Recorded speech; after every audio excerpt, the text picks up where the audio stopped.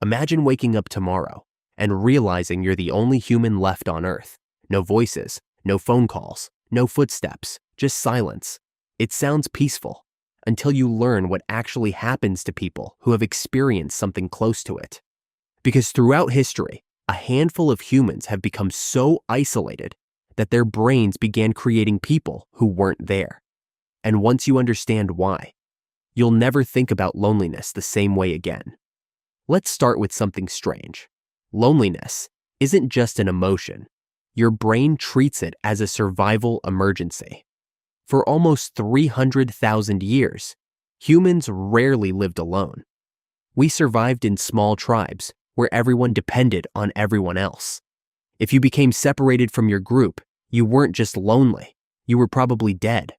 A single human couldn't hunt efficiently, couldn't stay awake every night watching for predators, couldn't defend themselves against larger animals. Being alone meant starvation, exposure, or becoming something else's dinner. So evolution came up with a solution: make loneliness hurt. Researchers have found that social rejection activates many of the same brain regions involved in physical pain. Your brain doesn't care whether you've broken a bone or lost your tribe. In both cases, it's trying to push you back towards safety. That's why loneliness feels so overwhelming. It's not weakness. It's millions of years of evolution screaming, "Find other humans, now." But here's the fascinating part. If isolation continues, your brain doesn't just become sad, it begins changing. People who spend long periods completely alone often become unusually alert. Tiny sounds suddenly seem important. A creaking floorboard, the wind against a wall, a distant splash of water. Your brain starts scanning every noise, desperately hoping one of them belongs to another person. Scientists call this hypervigilance. It's your mind searching for company in a world where none exists.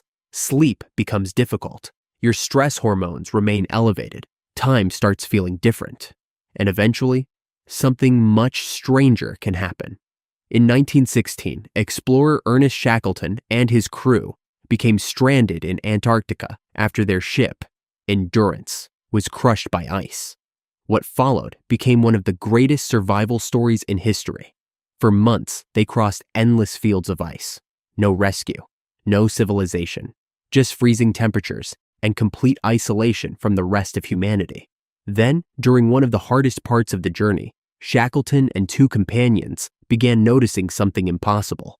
They all felt there was another person walking beside them, not behind them, not ahead of them, beside them.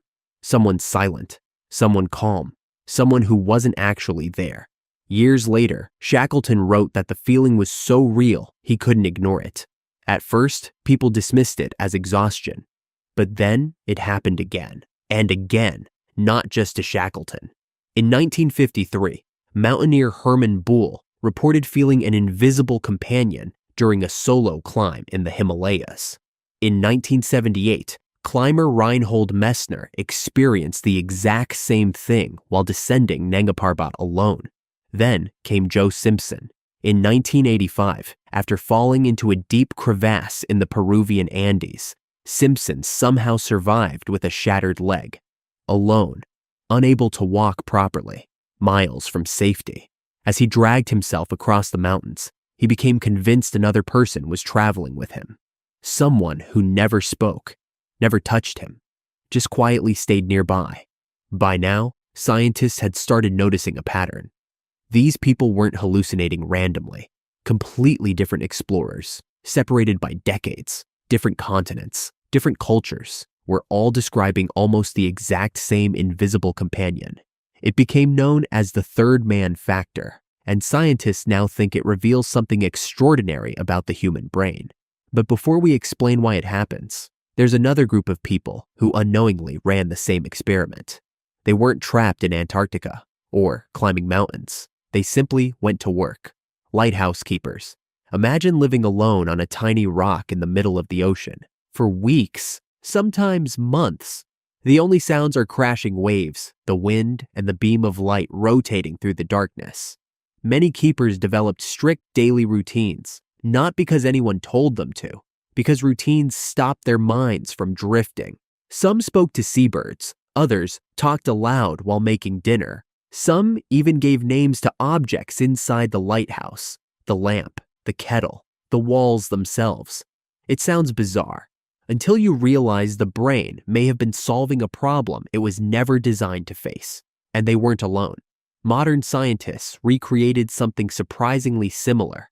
Not in the middle of the ocean, but on a volcano. Researchers built isolated habitats to simulate what life on Mars might one day be like. Small crews volunteered to spend months cut off from the outside world. No visitors, very limited communication. The environment was safe, the food was plentiful, there was no real danger. Yet after enough time, researchers noticed familiar patterns beginning to appear. Sleep changed, moods shifted. Small disagreements became enormous.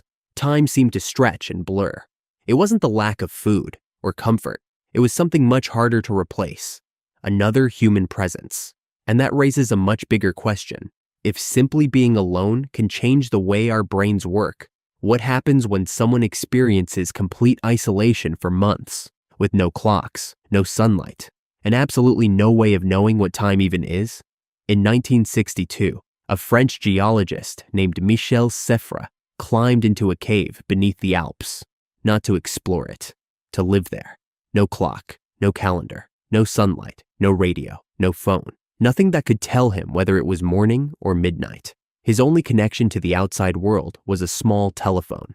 Whenever he woke up, ate, or went to sleep, he called a research team waiting above ground. They never told him the time.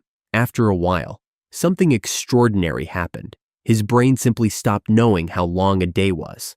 Sometimes he'd stay awake for over 30 hours without realizing it. Other times, he'd sleep for 12 hours and think he'd only taken a short nap. When the experiment finally ended, Siffre climbed back to the surface, believing he'd spent about 35 days underground. He had actually been there for nearly 2 months. His sense of time hadn't just drifted.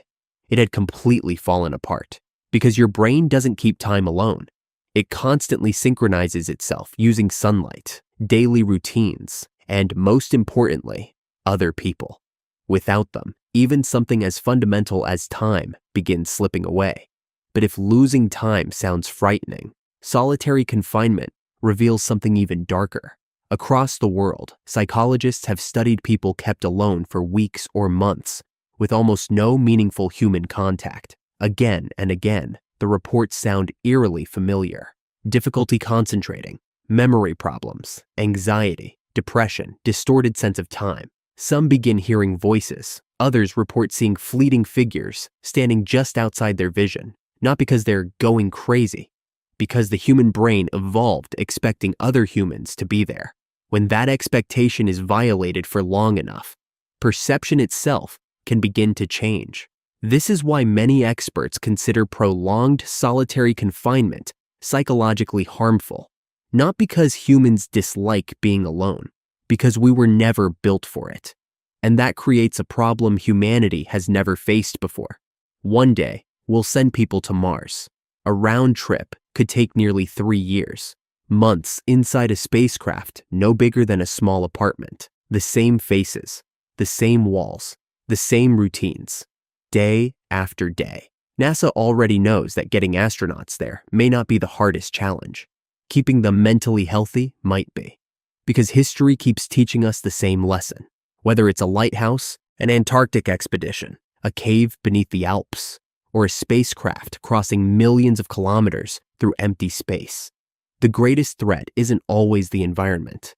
Sometimes it's isolation itself, which brings us back to that impossible companion.